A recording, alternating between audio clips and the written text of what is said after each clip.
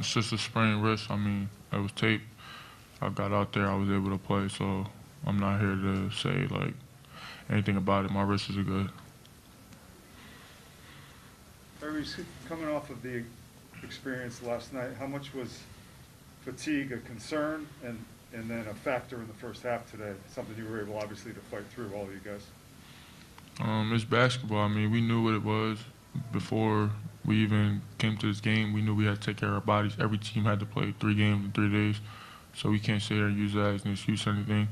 Yes, it was a slow start. We ended up rallying back, but we just weren't tough enough at the end to be able to finish plays and execute on offense. Adama, can you speak to kind of what happened at the end there with you guys not being able to score in the last minute for anyone particularly? Yeah, at the end, I don't know what happened, but we didn't have I think we lose focus a little bit. In the defense, we're not running back on defense, and I think we lose focus a little bit, and we did a lot of mistakes at the end. So I think we're gonna go back, watch the film, and see what happened, so we cannot do the same mistake in the future. Yeah.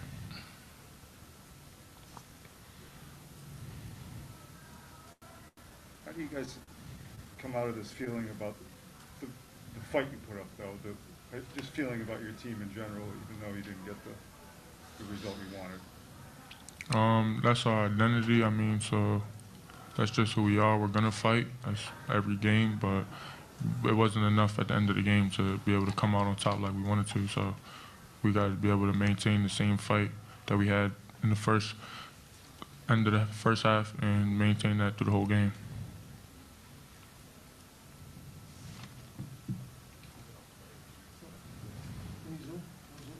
Okay, guys, thanks.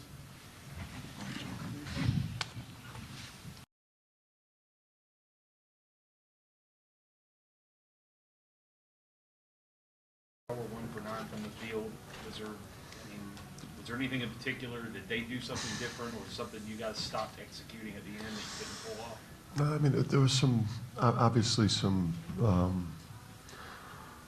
just some mistakes that we made that really cost us. And again, I'm not sure what the timeline is, but it's I think you're up 5, and I think Andre missed his second attempt at. This was post-lane violation, and I'm not sure what the time was at that point, but you obviously missed that free throw and committed over the back. So instead of being up 6 and now them having to use a lot of clock, you committed over the back up 5, and now you're up 3, and no time has kind of gone off the clock. So their 5-man beat us down the court to score a critical 3-point play, which should never happen. Tyrese is Tyrese was great today, but he's got to finish that. He's got to finish that play at the rim there. For us, but listen, it was to beat a Michigan State team. You cannot make those mistakes down the stretch. Sorry. Danny, the I was threes. done. I was done. The two possessions at the very end, when you were down 1 looking to take the lead and then down 3 looking to tie, Tyrese got stripped. Yeah. Jalen missed. What were the different options in those 2 possessions that you were hoping to look to explore? Yeah, we wanted to put Tyler in in kind of the help corner and get Tyrese the ball at the top of the key, and try to go high-low to Adama. Down 1, try to get something, into that guy, and then if he couldn't post feed it, then Tyrese, who was our second best guy tonight overall, we wanted him to try to get to the rim, rip it and try to finish big at the rim. And he just threw, like when you play Michigan State or Villanova, just teams that, are in the right spots defensively, he kind of telegraphed that post pass. And then, and then the down 3, we wanted to try to, open up the court and just let the point guard get that flat ball screen at half court, and we wanted Jalen just to really like make a beeline for the front of the rim, and then have our corner wings kind of peel off of him if he couldn't get to the rim, pitch it and try to get a quick two. But Jalen really just couldn't get it going downhill, and then panic set in. Big picture, Dan. I mean, these two sensational games that you've just played, you must be very proud. I mean, even you got beat today, but I mean, 3-point shooting probably did you in too, right? Yeah, we missed a lot, and credit those guys. I mean, those guys play great defense. They're a great defensive team. I mean, they make you, they make you pay for any mistake you make. Michigan State. So I expected to be, we expected to be playing tomorrow, versus in the championship game here. So, at UConn, that's no, there's I think big picture with the season. I think it's a great learning. It's a great learning experience for us, but UConn comes to tournaments, they expect to play in the championship. Dan, Tom said that they wanted to make sure that they guarded the three, like when you pick your poison, so to speak. Did you like the looks you got from three, or was just not knocking them down versus yesterday? I felt like there were some big threes, but they were clean looks, maybe more than today. Yeah, I felt like RJ could have had probably could have shot 5. I think Tyler, he got spooked a little bit in the first half. He missed a couple and, a couple good looks, and, he didn't stay aggressive firing.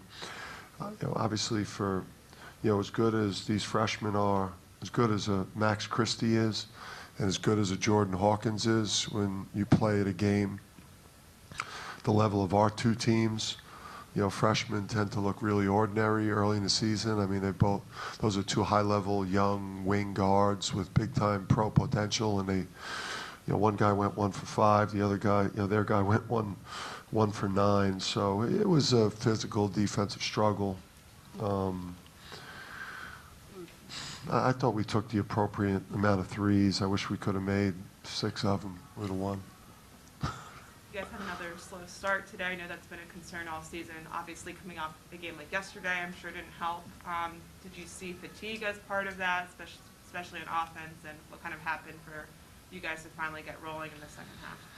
Yeah, I think they started obviously with more energy, and I think that was, a little bit expected. You could put the recovery boots on and drink as many Gatorades as you want. When you have the type of game we played yesterday, it takes you a little bit to like that wake up, like, oh wow, this is these guys are playing with unbelievable pace. I mean, they were on top of us quickly, and they were playing at a much different pace. They were quicker to the ball. They were quicker down the court. I mean, they had fresher legs, than we had, and obviously, not having, Isaiah, hurt some too.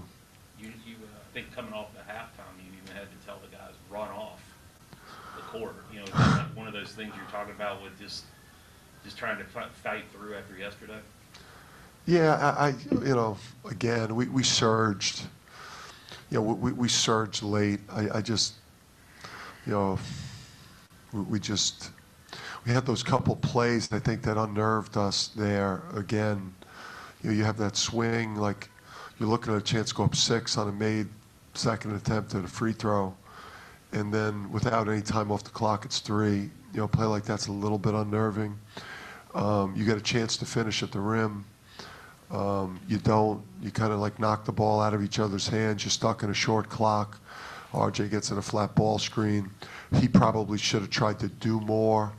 He threw it back, and then we threw it in the post, and Adama shot an out of the area, jump hook led to the run out. We just, we made mistakes down the stretch of the game that cost us a chance to play in the championship. You probably don't want to talk about the call towards the end, but you went after the guy pretty good. Would you, in regular season, back in a conference game, in the States, or you're going to get away with that? I mean, you kept going after him. That's a tough call. I mean, I watched it. It's a jump ball, so I don't. Yeah, I mean, listen, we lost because we made a lot of mistakes, and Michigan State did not. They made the plays, but yeah, I mean, I don't understand what happened there. Dan, I think you were 3 for 18 to start. Is that where you see fatigue usually with early jump shots not going in? You know, I think their defense, it took us a while. Those guys are in the right spots. I mean, those guys are incredibly well-schooled defensively. So, and it was a different type of defense than we saw yesterday. It was more in gaps and a lot of bodies in the paint, and it was more physical and less like athletic and aggressive. I just think it took us a little bit of time to get adjusted to how they were guarding us. I think you said after yesterday's game, all we can do now is wake up and let it rip. What do you say to the guys now? They're clearly down about this. How do you just regather yourselves and play a very meaningful game tomorrow? Yeah, I mean, we got to be ready to go. You know, we'll watch a bunch of, you know, both our potential opponents. You know, we've got to take care of business tomorrow. You know, we've got to, you know, coming out here, obviously we're not going to get exactly what we want, but we better leave here 2-1. So, I mean, there's, you know, it's a long, you know, I mean, we're all disappointed, but, you know, we're going to have to turn the page. We played really, really hard. We made some execution mistakes down the stretch of the game. It wasn't a lack of effort. It wasn't a lack of guys giving their best. We just, you know, Michigan State's, you know, really, really good, and we blew it. Before, I know. Yeah, Dan, was Isaiah really itching to play today? Did he kind of put up a protest, and do you expect him to go tomorrow? Yeah, I mean, where we got jammed up today was, you know, we had obviously preparation time last night, and then we had a ballroom shoot around, and then I didn't really find out that he wasn't playing until, you know, probably about an hour before tip-off. So we didn't have much time to prep anybody for, you know, because he's our starting 4, and he's our backup center, and we really had no one that knew the 5 spot. So we weren't able to keep guys as fresh as we would have needed to keep them the day after playing that marathon game. So you know, he shouldn't have played, but I wish we could have got some, like, the medical people involved, like yesterday, and, you know, kind of declared him out, because then we would have had a little bit more time to, you know, prepare for him being out, which is obviously hurts us, especially against a Big Ten team. Before obviously some execution mistakes at the end, Tyrese just had a really big game, really timely baskets, and obviously was playing through the wrist issue. So how did you see him just kind of step up in those moments? Yeah, really coming on. I think there's room for him to even get better. To even get better. I think he missed on, you know, converting some other things around the basket, which could have even had a bigger game. Obviously, RJ, you know, getting that 3rd foul, you know, hurt a little bit. Probably, you know, needed, you know, him down the stretch in the last two minutes, you know, to be out there, you know, creating something. You know, a lot of that last 2 minutes is, you know, his guards getting in space and making plays, and, you know, getting in the paint or making a big shot. So, but I liked what, you know, Tyrese did. Yeah, just to clarify, is Isaiah, do you think he can play tomorrow, or we're not sure until tomorrow? I'm not sure, because again, yesterday was, I'm not sure. I don't want to answer that question.